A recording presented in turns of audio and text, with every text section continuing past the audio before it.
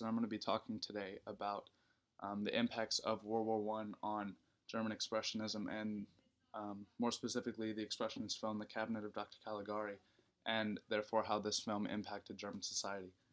So, in the wake of World War One, kind of a veil of gloom was cast over Germany, and Robert Wien's 1920 film The Cabinet of Dr. Caligari utilized a distinctive way that the props and scenes were set up called a mise en scene, and a series of narrative implications to capture a sense of dread that was unique to the Weimar Republic, which is what Germany's governing body was called at the time during post World War One.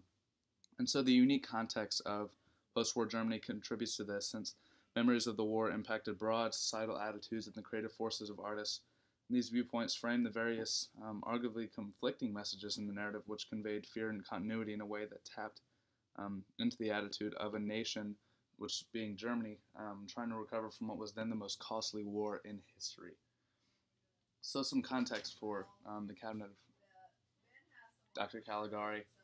The nation of Germany was devastated after its defeat in World War One, and its imperial government, was replaced by a democratic system known as the Weimar Republic. Germany faced strict economic sanctions from the Allied victorious nations and massive resource shortages. And so 700,000 Germans died of hunger in the post-war period. So for the citizens that were still alive, the war continued to take a toll while the nation's exterior shined of industrialized modernity. The double wound of war and defeat festered beneath the glittering surface. And so the morale and spirits of German civilians were shattered to the point where many were looking for a sense of escape from the realities around them. This effect was even more sharply felt by veterans in the war. And so Hans Janowitz, one of the writers of The Cabinet of Dr. Caligari, was an officer during the conflict, and he later became a pacifist after witnessing the horrors of the war. And so he and fellow pacifist Karl Mayr were both so affected by the war that they wrote The Cabinet of Dr. Caligari as a response to the unchecked governmental authority that the war was both born of and being nourished by. And so, all told, the effects of World War I profoundly impacted the lives of German citizens, causing many of them to dejectedly turn inward.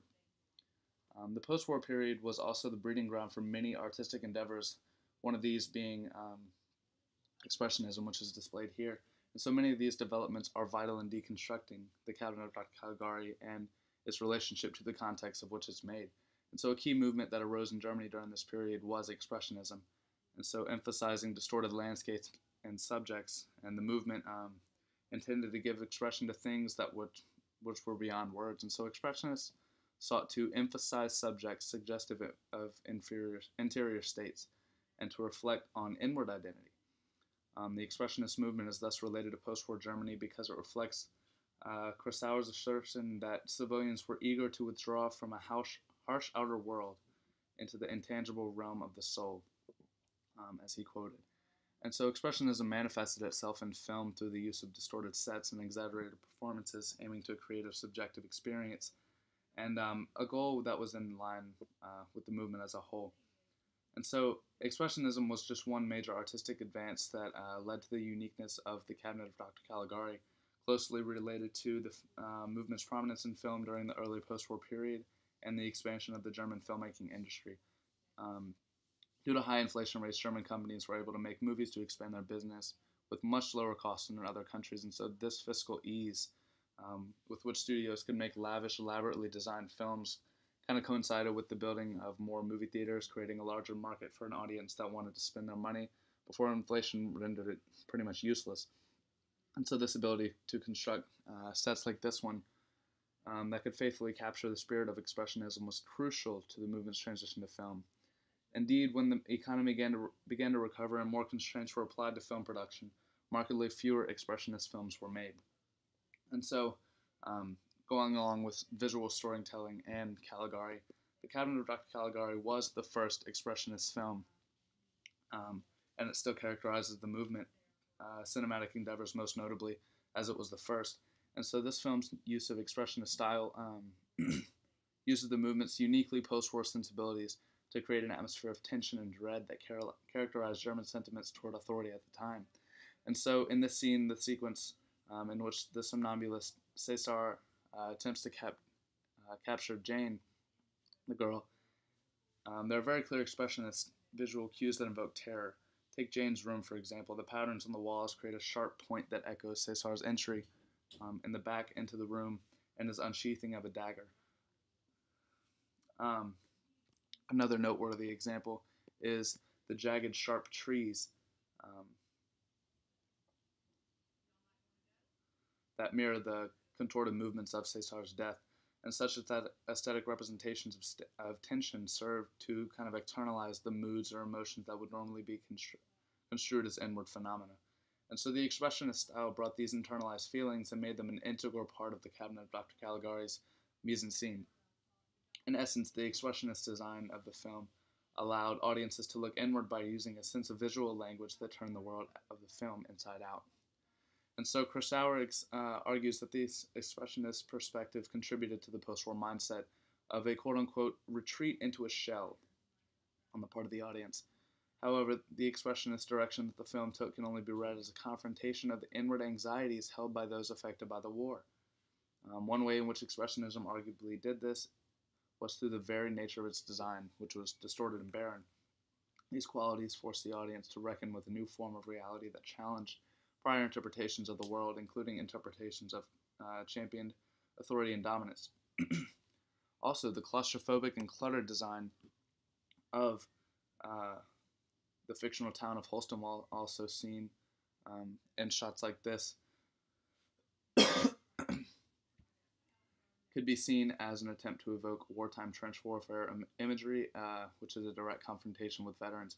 And while Kurosawa accurately deduced that the cabinet of Dr. Caligari's expressionist art direction emphasized the subjective and the inward, he was wrong in that the introspective viewpoint encouraged escape. The film didn't offer escape. It kind of bombarded with the audience with a mise-en-scene that implicitly and explicitly bombarded viewers with an affront to complacency and grim reminders of the war, and it allowed them, and it kind of forced the audience to not think about this movie for itself and what was going on. It rather forced the ideas upon the audience. And so the expressionist art style wasn't the only visual method used to engage with post-war attitudes.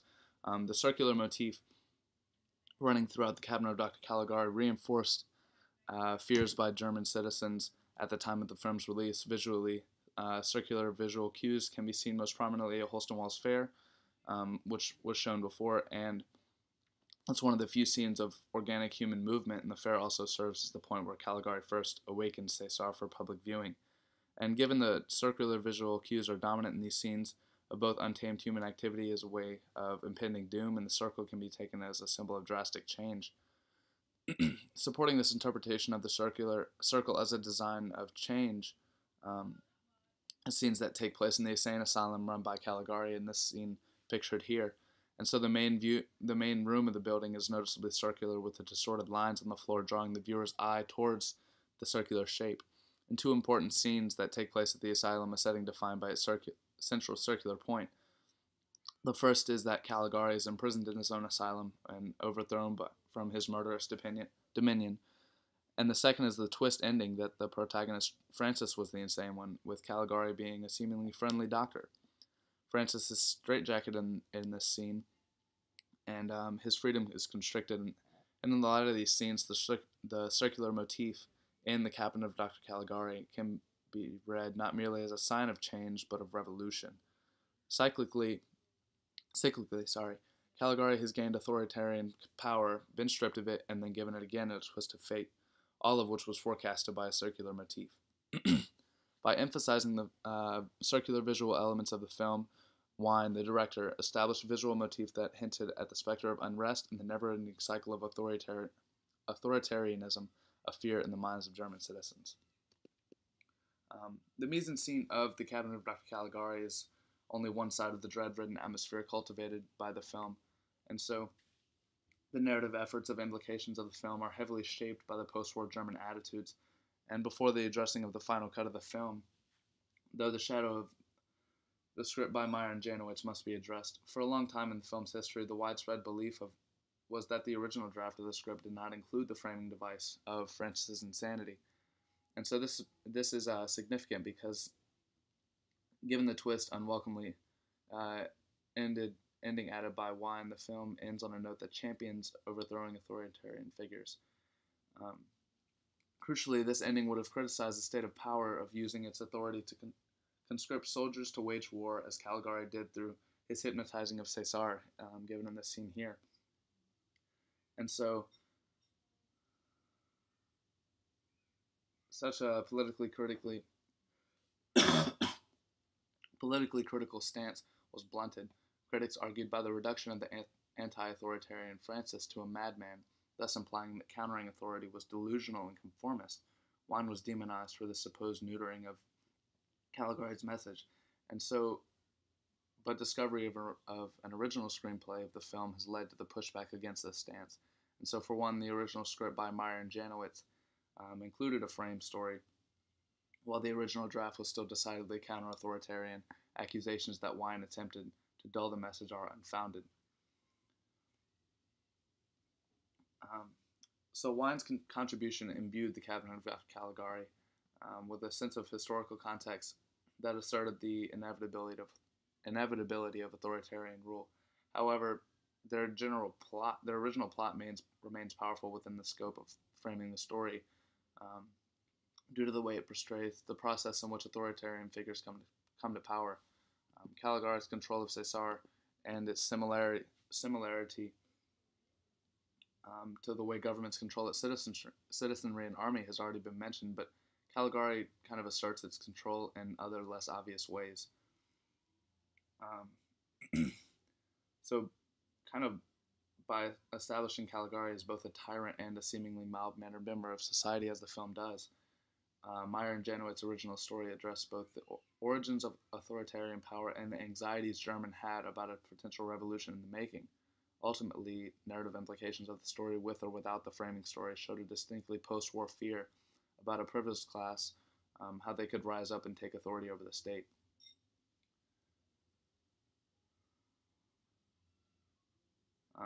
And so one last narrative implication that creates a mood unique to post-war Germany is that Caligari's very ability to travel and kill indiscriminately is a symbol of the nation's state of disarray. And while Krasauer and Roberts have argued opposing viewpoints about the role of authority and revolution in this film, neither has addressed that. And at the time of the film was released, Germany was in the throes of chaos after the war. While Germans were surely anxious about the inevitability of authority, and the film expertly encapsulates these fears, the horrific content of the film story represents a country in the midst of turmoil at its most basic level. The main plotline, a murderer wreaking havoc in a quaint village, totally unmolested by anyone, is a metaphor for Germany's post-war state. In deeper layers of the narrative, the fundamental problems that would have plagued and would continue to plague Germany are explored.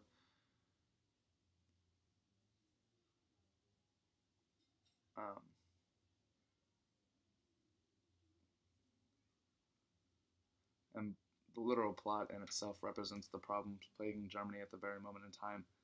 So in sync was the Cabinet of Dr. Caligari to the mood of post-war Germany that it managed to predict Germany's next great crisis, being the rise of Hitler. The authoritarian rise of Caligari and the indiscriminate killing he perpetrates through a hypnotically obedient party foreshadows the rise of just such a figure in real life. Hitler's rhetoric and use of propaganda echoes Caligari's ability to draw a crowd and his control of Caesar. And while clearly neither Wine nor Janowitz nor Meyer could have foreseen the rise of Hitler, but the rise of fascism in Germany was just inexorably linked to post-war conditions in Germany, as the film was. And so this film's perspective grasp at the issues at hand made it able to craft a visual and narrative language that unfortunately predicted what would happen if the cycle of authoritarian continuity was left unbroken. And so the Cabinet of Dr. Caligari's unique visual style made use of the expressionist style and an unrelated circular motif in order to stress the inward fears and anxieties felt by many Germans, while at the same time forcing them to confront the continual cycle of authoritarian power. And the narrative qualities of the film reasserted the inevitable nature of authoritarian power, and the ways in which such a power rises, and the horrific environment that such an authority could rise in. Together, these traits combined to produce a film that exuded a sense of dread that was unique to post-war Germany. The anger, fear, and loss felt by Germans during this period were hidden by the modernity and introspection, but the expressionist, cynical nature of Wine's film forced Germans to come out of their self-imposed inward gaze and look at the exposed, distorted reality of that Germany's problems were far from over. Thank you guys very much.